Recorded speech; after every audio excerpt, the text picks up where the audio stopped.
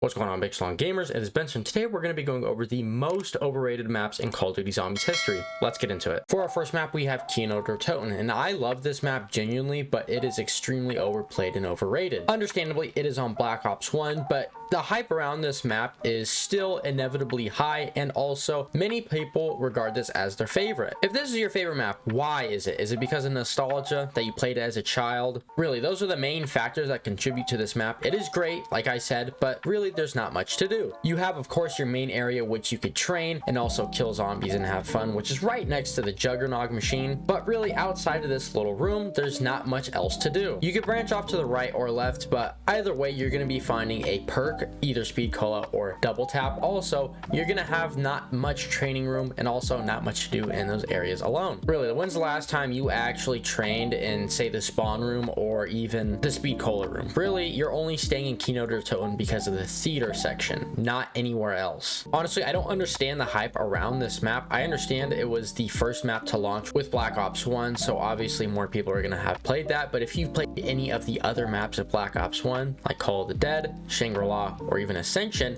they are 10 times better than this map alone. In fact, this map was actually supposed to be on World at War, and it makes sense as to why this map was supposed to be. I mean, look at the aesthetic of the whole room. Everything about this area is specifically Nazi related, which we had to deal with in World at War. The only difference between this and World at War is that you have Black Ops 1 weapons and that the map is a little bit bigger. The reason I think people love this map so much is obviously the things that I already stated, but there isn't really many flaws with this map. It might not be great and out of this world like Origins, but really, what problems are there? I mean, there's Nova crawlers, which are really tedious and annoying, and I think everyone could agree they were a bad addition, but really it is what Zombies is supposed to be. You're just having fun shooting mindless bots and trying to survive as long as you can. I think that's the great appeal around this map, but really it doesn't hold up to this day and age of the standard of Zombies. It is something that we did have and did really enjoy back in the day, but as of right now, it's not something that really many players would go back and play specifically on Black Ops 1. Overall, I think it's a good map, but it is a bit overrated, you have to admit. Next up, we have Der Eisendrache, and this is a good map, don't get me wrong, but I think it is a little bit overplayed and overrated up to at this point. You do relatively the same thing over and over in this map, which isn't a necessarily problem, but when the over and over thing is extremely easy, like getting the lightning bow, which takes about 3 to 4 rounds, it becomes a big problem once you start to play it for many years. And you could argue that, oh yeah, just get the void bow, just get the wolf bow, just get the lava bow, but really, are you really gonna pick a weapon that's not as good as the lightning bow? You really wouldn't at the end of the day. It just inhibits you, the player, to not have a better weapon. I love the map layout in this map. It's really good, and I'm not really gonna be poking at that necessarily, but necessarily the bows and the tasks which you have. The Easter egg is extremely easy on this map, and the only problem is the wisp step glitch, which many players encounter. It's really tedious when you gotta do a step over and over and over when it only happens one time around. It's a little bit frustrating, but just in a whole, this map is probably overrated, and you would have to admit eventually in your life that it is overrated. I think the great appeal of this map is that it's more of the casual friendly type of Origins. Like, if you want to play Origins and go have fun and go crazy for 2 hours, go for it. But if you're playing with your Warzone buddies and you're trying to teach them how to play a simple map, you're probably going to bring them to this map in particular because it's fun, it's exciting, they can get wonder weapons all in a relatively short time. I really like the map. I think it's an S tier map, but I just think it's a little bit overrated, mainly because it gets boring after doing the same thing over and over. Finally, we have D Machine, and D Machine is a good map, but I think it is just a tad bit overrated. I wouldn't call it the best Cold War Zombies map, I wouldn't call it a bad Cold War Zombies map, and I just call it a good Zombies map in general. The simplicity is what makes it get good reviews. You know, after Black Ops 4, many people were tired of having to do very tedious steps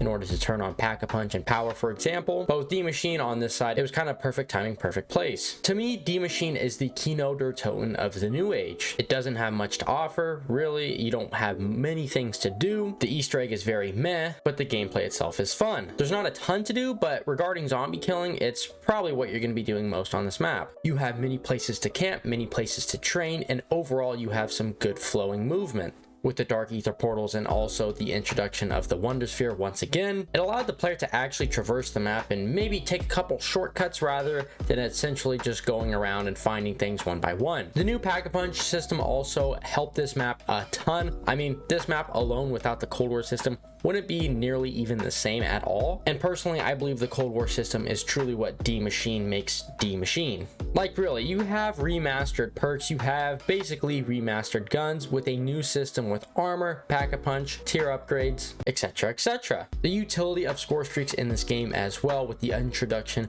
of D Machine also made it more appealing to high rounders and also people who don't even play zombies. I mean, we had a guy like Tfue playing this. I mean, obviously Cold War Zombies D Machine did something right. You know, it just makes sense. It's a very simple map that everybody can play. I mean, this was basically made for Warzone players, the multiplayer community, and also the zombie community. It can get a little bit dry, but comparatively to the other maps in Cold War Zombies, this is your second better alternative. It adds some cool things too, like the introduction of play counts and megatons, and also tier upgrades for perks, but that's really besides the point. Overall, I think it is a good map, but really it is overrated, and I see people put this way too high on their list. But that is going to about wrap it up. If you did enjoy and you agree, make sure you leave a like and subscribe, all that cool nonsense. And if you subscribe to me and I get to about 2,000 subscribers by the beginning or ending of June, I will be doing a face reveal. But that is it. I will see you guys in the next one. I hope you have a wonderful day.